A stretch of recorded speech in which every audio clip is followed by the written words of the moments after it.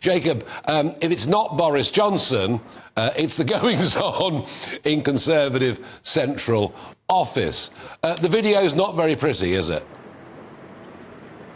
Oh, no, it's not, and it is very serious. And your point's absolutely the right one.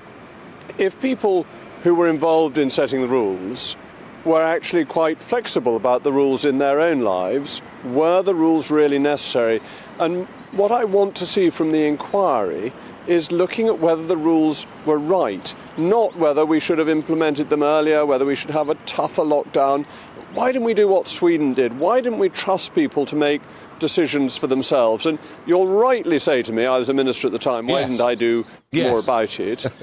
I made the argument, I tried to persuade Boris that we didn't want further lockdowns. I tried to get the House of Commons back. I was always saying that MPs had a duty to democracy ahead of hiding away. But I didn't always win the argument. Indeed, I mainly lost the argument. Yeah, and you've been busy defending Boris Johnson in the House of Commons today. We're going to see a short clip, Jacob, of your speech from earlier on. Paragraph 83 decides as if it were an Elon Musk particle to insert itself in the brain of Mr. Johnson to work out what he must have thought at a particular moment. Well, I'm glad to say that as far as I'm aware, Mr. Johnson does not have one of these little bits stuck in his brain for the committee's benefit. So when it says that we conclude that Mr. Johnson is unlikely to have been unaware, as an obscure use of a double negative to try and impute malfeasance to somebody where they cannot prove it. Absolutely. You don't have to kowtow. That's right. But for some reason, the Privileges Committee thinks it's in communist China and that we must kowtow.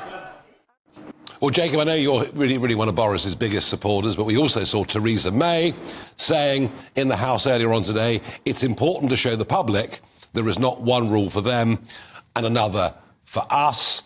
And this vote, which will take place later on tonight, it doesn't really mean very much anymore, does it? I mean, Boris is gone, and Jacob, you said a moment ago yourself, it was he ultimately that was responsible for successive lockdowns.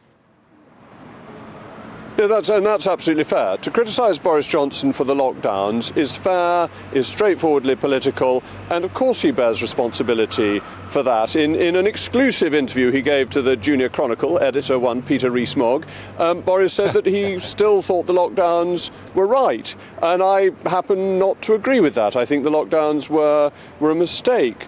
But it's very different from saying that to saying that he deliberately misled Parliament. Yes. The evidence just isn't there, and they always try in the report to put the blackest interpretation on whatever he did. And in the clip you showed, I compared it to communist China.